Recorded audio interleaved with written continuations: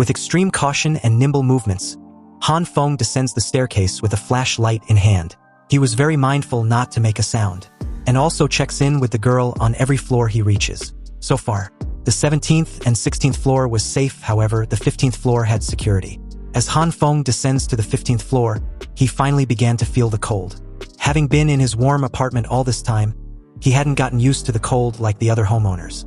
He lazily thought that according to the drone's measurements, the outside temperature was currently at -49.8 degrees Celsius. Without protection, humans would freeze to death in half an hour. So, he needed to resolve Li Zi's situation as quickly as possible because it wasn't looking good. From the earlier feed of the drone, it looked like Li Zi's got a few minutes if not attended to. Meanwhile, as the scene shifts back to the underground parking lot, the leader of the reconnaissance mission reported everything he and the other two encountered at the 18th floor. He warns Glasses Man of the things he should be careful of if anyone happens to go up there. Glasses Man, meticulous as ever, wrote everything down and calmly thanked the three. "Okay, I understand," he said. "Thank you for your hard work." He then tells a committee member to give them 3 sets of thick clothes first.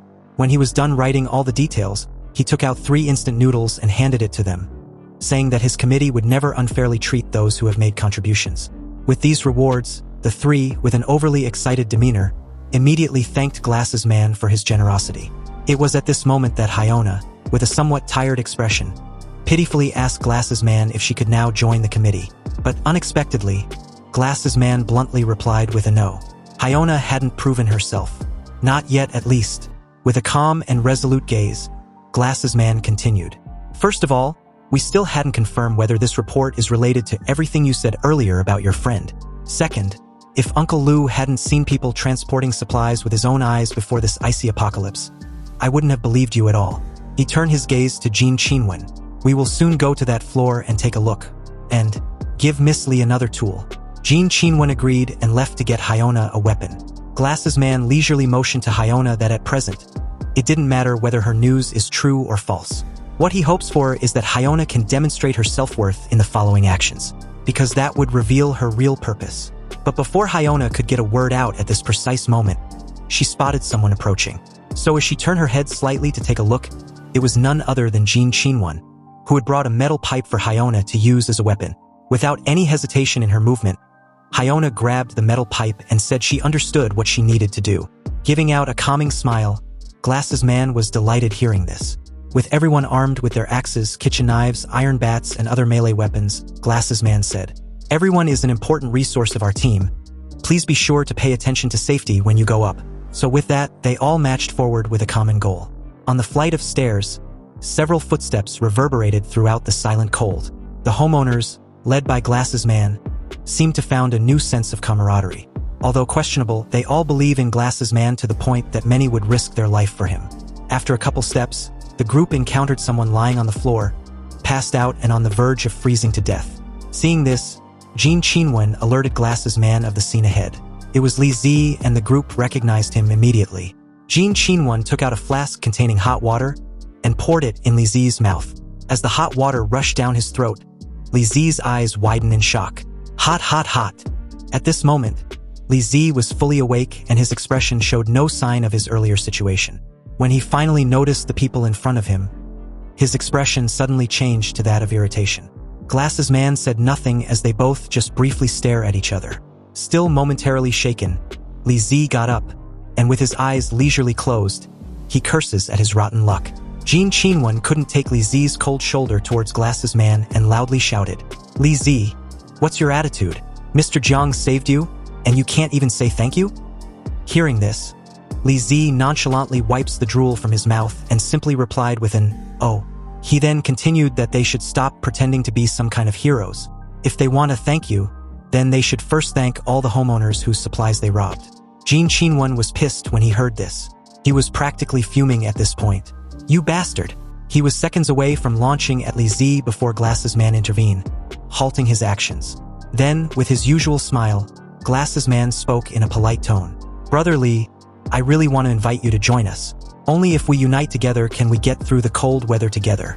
However, it seems that whatever Glasses Man was selling, Li Zi wasn't fucking buying any of it. He replied with an evident disdain in his tone. "So annoying. I've said so many times that I will never join your group. Jin Qinwen then asked if Li Zi was trying to save face in front of everyone present. He was shameless before, so what's the point of acting different now?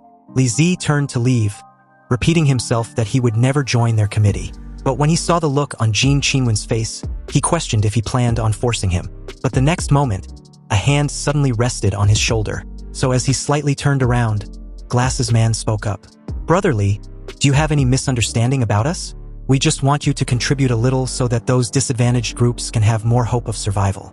Hearing this, Li Zi pointed an accusatory finger in Glasses Man's direction and said with disdain, "Mr. Jiang, don't think I don't know what you're thinking.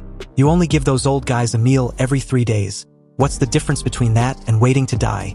Besides, I have no father or mother, so I won't fall for your tricks." Unbeknownst to everyone present, Han Fong was on a staircase ahead, silently listening in. Hearing that Glasses Man only gives the old people in the group 1 meal every 3 days, Han Fong knew that it meant that Glasses Man didn't want to take care of them, although he needed them. He was just creating an illusion of caring for the elderly as a means to an end. That's right, the property management committee takes in the old, weak, sick, and disabled in order to attract young people. And if this continues, conflicts will break out within the committee sooner or later.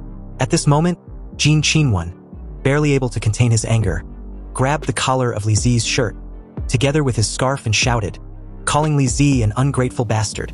"In a word, are you going to join or not? If not, get out. Don't block our way." Li Zi just stared at Glasses Man's lackey without uttering a word. Then suddenly, he headbutts him heavily in the face. Jin Qinwen fell to the floor, clearly in pain. But it wasn't just him, because at this moment, Li Zi, shaking profusely, reaffirmed his earlier decision of not joining their committee. And there was nothing they could do to convince him otherwise.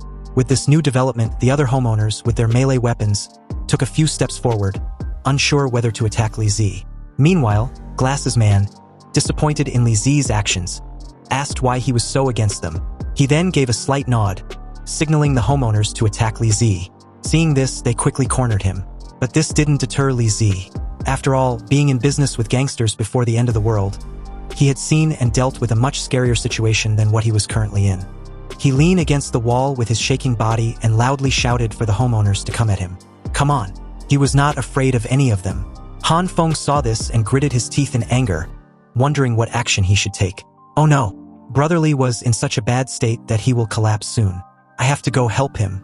No, they have too many people. What can I do even if I go? Han Fong contemplated for a while, then reached into his pocket for his gun. With his gun in hand, he was unsure whether to step in now or wait to see how things would develop a little bit further. On the other hand, Li Zi, trapped like a cornered rat, wouldn't shut up, but continued to antagonize the homeowners. Come on, if you want to do it, hurry up. But suddenly, he noticed something from the corner of his eyes that drew his attention.